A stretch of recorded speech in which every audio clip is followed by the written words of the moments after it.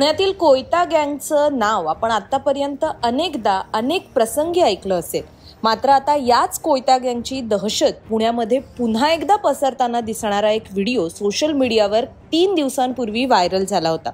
झालं असं की पुण्यातील हडपसरमध्ये 17.5 नळी इथे पुन्हा एकदा कोयता गँगची दहशत पाहायला मिळाली। काही टवाळखोरांनी रस्त्याच्या कडेला उभ्या असलेल्या 4 वाहनांची तोडफोड केली। इतकंच नाही तर एका स्वीट मार्टच्या दुकानात घुसून कोयत्याने तोडफोड केल्याची धक्कादायक घटना सुद्धा यावेळी घडली। या घटनांमुळे अर्थातच परिसरामधील नागरिकांमध्ये भीतीचं वातावरण निर्माण झालं होतं। ही घटना 17.5 नळी चौकात सोमवारी सायंकाळी 9:30च्या सुमारास घडली आणि या प्रकरणी हडपसर पोलीस ठाण्यात उशिरापर्यंत अज्ञात तोडफोड करणाऱ्यांविरुद्ध गुन्हा दाखल करण्यात आला होता।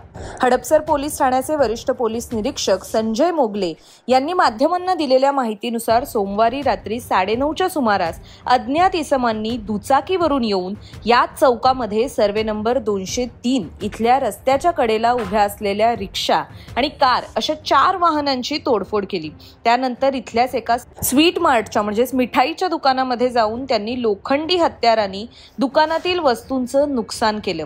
4 ते 5 जणांचा टोळका हातात कोयता घेत ही दहशत माजवत होता।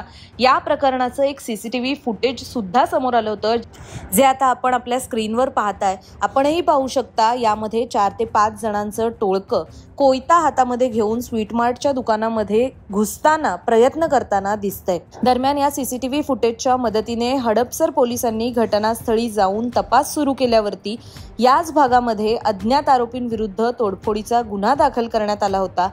आणि आता लोकसत्ताच्या प्रतिनिधींनी दिलेल्या माहितीनुसार हडपसरच्या 17.5 नळी परिसरात स्वीट होम तसंच गाड्यांची हातामध्ये कोयते घेऊन तोडफोड करणारे आरोपी हे पोलिसांच्या ताब्यात आहेत। या आरोपींना अद्दल घडवण्यासाठी पोलिसांनी या आरोपींची चेहऱ्यावरती काळा फडका बांधून धिंड काढली होती। पोलिसांच्या या उपक्रमाचे सुद्धा काही व्हिडिओ सध्या समोर येत आहेत। दरम्यान केवळ पुण्यातच नव्हे तर अशाच प्रकारची घटना काही दिवसांपूर्वी बुलढाणा इथे सुद्धा घडली होती। बुलढाण्यात 2 तरुण हातामध्ये कोयता घेत स्कूटी चालवत रस्त्यावरती रील बनवत होते। दरम्यान सदर रील व्हायरल झाल्यानंतर पोलिसांनी लगेचच तपास करून या दोघांनाही ताब्यात घेतलं होतं आणि या रील बनवणाऱ्यांना माफीची रील बनवायला लावून पोलिसांनी त्यांना अद्दल घडवली होती। खरं तर यापूर्वी सुद्धा पुणे पोलिसांनी अशा विविध गुन्ह्यांमध्ये पकडल्या जाणाऱ्या आरोपींची लोकांसमोर धिंड काढली आहे, मात्र तरी सुद्धा गुन्ह्यांचं प्रमाण, गुन्हेगारांचं प्रमाण हे कमी होताना दिसत नाहीये। ही खरं तर आश्चर्याची बाब म्हणावी लागेल।